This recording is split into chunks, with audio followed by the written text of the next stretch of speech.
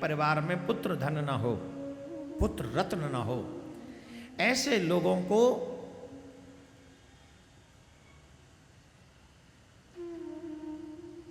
1500 शिवलिंग everyday बनाने चाहिए। 11 महीने तक लगातार ये क्रम पूरा करे,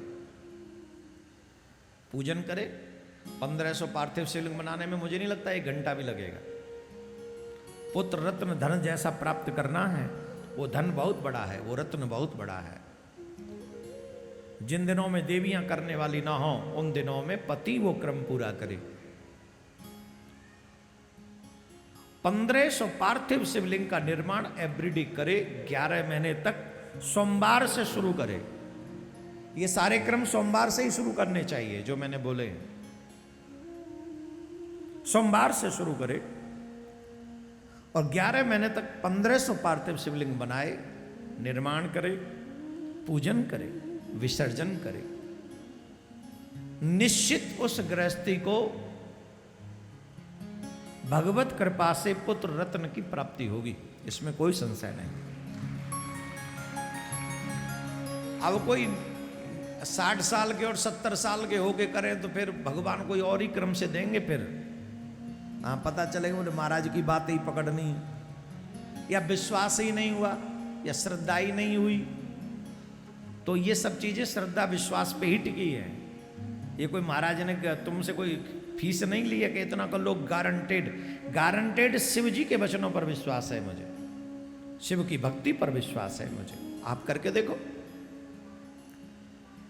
1 करोड़ पार्थिव शिवलिंग निर्माण करने वाले व्यक्ति को मोक्ष सहज में ही प्राप्त हो जाती है। जो अपने जीवन काल में 1 करोड़ पार्थिव शिवलिंग का निर्माण करता है, उनका पूजन करता है, उनका विसर्जन करता है, उनको इसी जीवन काल में वो मुक्ति को प्राप्त कर लेते हैं। इसमें कोई संशय नहीं। और भी बहुत है, लेकिन अभी आप इतना ही समझ लीजिए, यही आपके मतलब की चीजें कुछ काम की मैंने बताई हैं। आप इसका सदुपयोग कर सकते हैं। शिव पुराण सुनना कैसे चाहिए, ध्यान से सुनिए। अब आप कल्याण में शिव पुराण के श्रवण की विधि बतलाइए। ये सौनकादिक ऋषि कहते हैं सूत जी महाराज से। शिव पुराण सुने कैसे, आप लोग बड़े ध्यान से सुनना। अगर आप यहाँ बैठे हो तो किन नियम के साथ ये शिव पुराण की कथा हमको सुननी चाहिए, ये सुनिए। सूत जी कहते हैं, सुंदर मुहूर्त में शिव पुराण की कथा का आयोजन करना चाहिए। मुहूर्त निकलवा कर शिव पुराण की कथा का दिव्य आयोजन वहां हो। अनेक लोगों को निमंत्रण दे, बुलाए। देखो सुनो, हर एक पुराण में लोगों को बतलाने की बात कही गई। किस लिए? अब यहां से देखिए वहां तक, जहां पंडाल के बाहर भी लोग बैठे हुए, हम इसलिए तो कदापि नहीं बोल रहे। और पंडाल बहुत बड़ा बनाया है हमारे तिवारी जी ने। क्यों जी? राम जी, तेरे राम जी करेंगे बेड़ा पार। तो राम जी ने खूब पंडाल का बेड़ा पार किया, खूब बड़ा बनाया। तो पंडाल में कोई कमी नहीं, लोग पंडाल के बाहर। हम ये नहीं चाहते कि संख्या कम है इसलिए बोल रहे हैं। हम ये कह रहे, सनातनियों जागो, कब तक सोते रहोगे भाई? मैं तो कहता हूं इसके 1000 गुना पंडालों में भीड़ होनी चाहिए, जिससे हम और आप संस्कारी हो सके, जिससे हमारे बच्चे सत्मार्गी हो सके। हमें बहुत जरूरी है। हर एक पुराण में बताया गया कि अगर आपके आसपास कहीं कथा हो रही हो, शिव पुराण की कथा या भागवत महापुराण की कथा, तो कम से कम अपने द्वारा 15-20 लोगों को बताकर वहां पर बुलाना चाहिए। काय को बुलाना? बोले अपने रिश्तेदारों को बुलाना चाहिए, अपने जानने वालों को। क्यों बुलाना चाहिए? जितने लोग हमारे पुराणों की कथा को सुनेंगे, उतने हमारे संस्कारों को मानेंगे, फॉलो करेंगे, उतना ही सनातन उनके घर में जिंदा होगा। और जितना सनातन जिंदा होगा, जितना सद्मार्गी वो होंगे, उनका कल्याण होगा, उनका लोक परलोक सुधर जाएगा।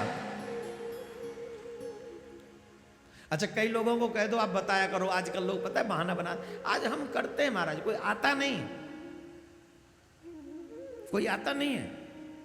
अच्छी बात है, तुम कैसे आ गए फिर? इसका मतलब कोई तो आना चाहता है। बोले महाराज हम बोलते हैं, वो आते नहीं।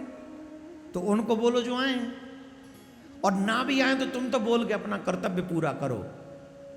वो आए न आए उनके भाग्य पे छोड़ दो। अभी भी बताओ, ये कथा प्रारंभ हो चुकी है यहाँ पर, 2-2.5 घंटे से कथा चल रही है। हमको कृपा करके बताओ किसने इस कथा को शेयर किया है? ये देखो संख्या, देखो इनकी, देखो इनकी संख्या। और तुम्हें सौगंध है, झूठ मत बोलना, अगर कोई हीरोइन आई होती यहां और वो डांस कर रही होती, तुम्हें कसम लगे झूठ बोले, कौन कौन शेयर कर चुका होता अब तक? इसका मतलब हम भी गंदगी का प्रचार प्रसार करना चाहते हैं। अच्छाई का प्रचार प्रसार करने में हमको शर्म आती है। क्या आती है? हमको शर्म आती है। हम क्यों प्रचारित नहीं कर सकते बताओ? हमको करना चाहिए। अभी भी लोगों ने सुन लिया पर किया नहीं। जो YouTube पे भी सुन रहे हैं वो भी सिर्फ सुन रहे हैं। तुम चाहते हो कि पूरा विश्व सनातनी हो जाए और तुम उसका प्रचार भी न करो, तुम्हें कुछ करना भी न पड़े, कैसे संभव होगा? हम इतना तो कर सकते हैं कि हम अपने लोगों को कहें कि भैया ये इसमें लिखा है, मुहूर्त निकलवाए, शिव पुराण को बैठलवाए और सबको ज़्यादा से ज़्यादा संख्या में, कम से कम अपने बच्चों को तो शिव पुराण की कथा सुनाओ, जिसे उन्हें पता चल सके कि कौन सा कर्म गलत है और कौन सा कर्म सही है। गलत कर्म करने के बाद फंस जाओगे। सुनाओ उन्हें ये कथा। बोलो राधे राधे।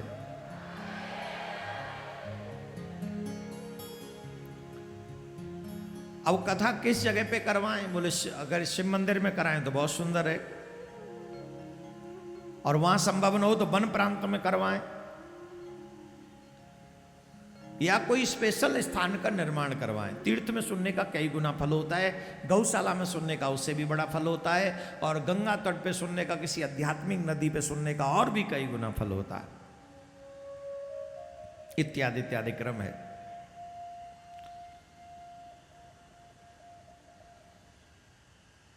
प्रमुख नियम तो वही है जो हम भागवत में आपको बताते हैं। क्या नियम है?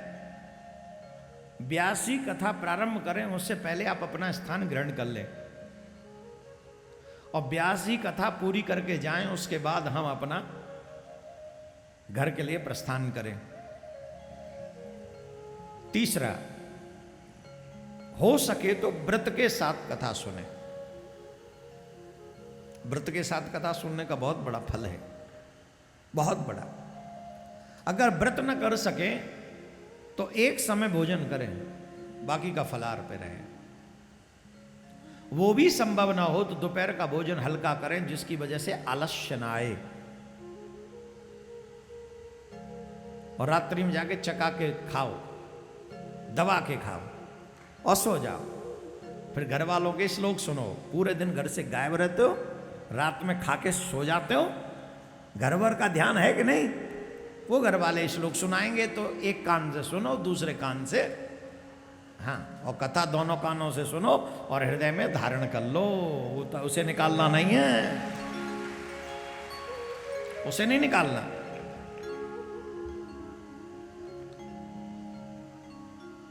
अब बड़े ध्यान से सुनना। ये हो गया,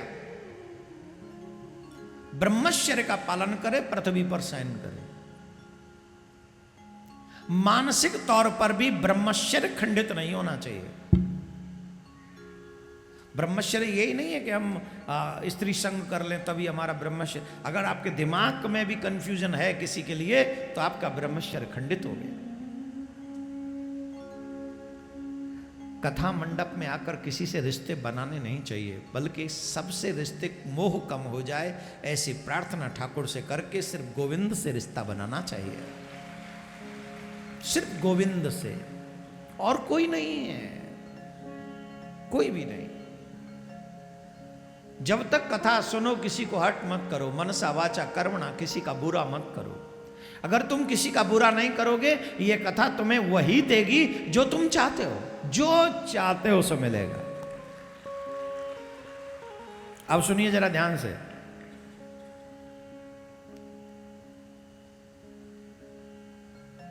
जो पुरुष पान चबाते हुए, कई बार लोग देखते कथा में बैठे रहते हैं और गुटके और पान चबाते रहते कथा सुनते सुनते। सुन लीजिए जरा ध्यान से, यह अपराध है, अपराध की संज्ञा में माना गया है। जो पुरुष पान चबाते हुए इस कथा को सुनते हैं उन्हें नरक में यमदूत उन्हीं की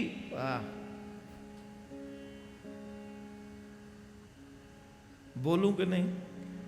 इसमें लिखा है तो बोलना ही पड़ेगा, मैं क्या कर सकता हूं।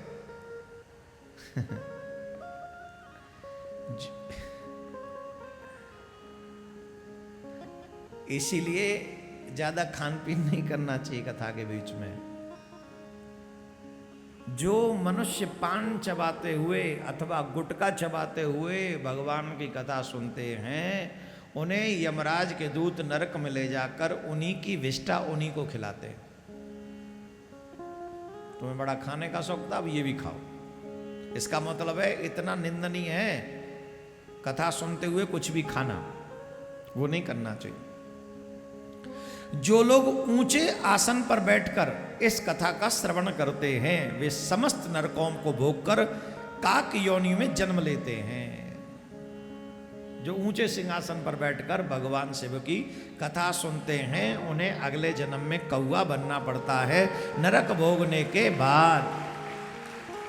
मैं पहले दिन से मना कर रहा था, मुझे पता था, मैंने पहले कही हुई है शिव पुराण की कथा, पर लोग मान नहीं रहे थे, इसलिए बेटा अब झेलो, अगले जन्म में काले कौवा बन जाओगे और नरक में तो जाना ही पड़ेगा माय डियर, राधे राधे बोलना पड़ेगा। हाँ भाई, तू तो कारी ड्रेसों पहन के आयो है, तेरा क्या होगा? नहीं, लेकिन ये बात जो वृद्ध हैं, जो रोगी हैं, जो असमर्थ हैं, उनके लिए नहीं है। एक और बात, व्यास आसन से ऊंचा कभी नहीं रखना चाहिए, तो वो तो आप अभी भी नीचे ही हो। जितने भी लोग बैठे हैं ज्यादा भयभीत ना हो, आप हो तो व्यास आसन से नीचे ही, तो इसमें ज्यादा दोष लगने वाला नहीं है। अपितु मैं तो यही कहूंगा, अगर आप सामर्थ्यवान हो, फिर से कह रहा हूं, सुन लो दोबारा मैं क्या कह रहा हूं इसमें, जो लोग ऊंचे आसन पर बैठकर इस कथा का श्रवण करते हैं वे समस्त नरकों को भोगकर काक योनि में जन्म लेते हैं। समझ गए? कथा सुनाने वाला पौराणिक और अच्छी प्रकार से प्रणाम किए बिना, जो व्यासपीठ को प्रणाम किए बगैर कथा सुनते, सुनो ध्यान से, जो लोग कथा सुनते उन्हें बिना प्रणाम किए वे सभी नरकों को भोगकर अर्जुन वृक्ष बनते हैं।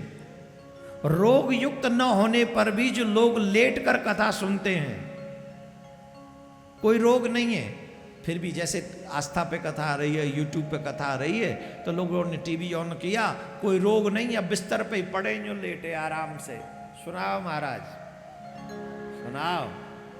नहीं, वो पहले लोग लखनवी लोग नहीं हुआ करते तो नवाब सवाब, हाँ नाच नाच कर, हाँ वाह वाह, ऐसे जो करते थे, वैसे ही कई लोग बड़ी मसंद बसंद लगा के गद्दे पे यूं पड़े पड़े, हाँ बहुत क्या बात है, पंडित जी ने गजब कर दिया। और कई लोग तो गालियां देते, इन पे और कोई काम नहीं, जब देखो जब ऐसे ही बोलते रहते हैं, अरे बंद करो बंद करो, लेटे हैं बंद करो। जो मनुष्य लेटे हुए बिना रोग के, अगर इसका मतलब है हमारे ऋषि मुनियों को इस बात की चिंता है कि रोगी व्यक्ति को भी अगर कथा सुननी है तो वो लेट के सुने, पर सुने जरूर। रोगी, यहां पर लिखा है जो रोगी नहीं हो उसके बाद भी अगर वो कथा सुनता, लेट कर कथा सुनते हैं, वे सभी नरकों को भोगकर अंत में अजगर बनते हैं। सुपड़ा साफ कर दिया। लेटे रहते थे ना, अब बेटा लेटे लेटे ही चलो। इसलिए कथा हमेशा सुंदर आसन पर बैठकर, ऐसे बैठकर सुननी चाहिए। श्रेष्ठ साधन यही है कथा सुनने का, ऐसे बैठे, कुछ भी खाए पिए बगैर, पानी भी नहीं पीना चाहिए। देखो, इस बात को कोई गर्व वाली बात नहीं है, हमारा प्रयास ये रहता है जब तक व्यासपीठ पे बैठे हम एक बूंद भी पानी न पिए। पहले तो हम कभी लौंग और मिश्री भी नहीं लेते थे, अब कभी कभार लेना पड़ता है गर्मी में, या फिर मेरा गला कभी रुक जाए तो प्रॉब्लम में, मजबूरी में तो ये भी माफ कर देते। वैसे कभी खाना नहीं चाहिए, कुछ पीना नहीं चाहिए, न कथाकार को कुछ कैरण करना चाहिए और न श्रोताओं को सुनना चाहिए, उसको करना चाहिए।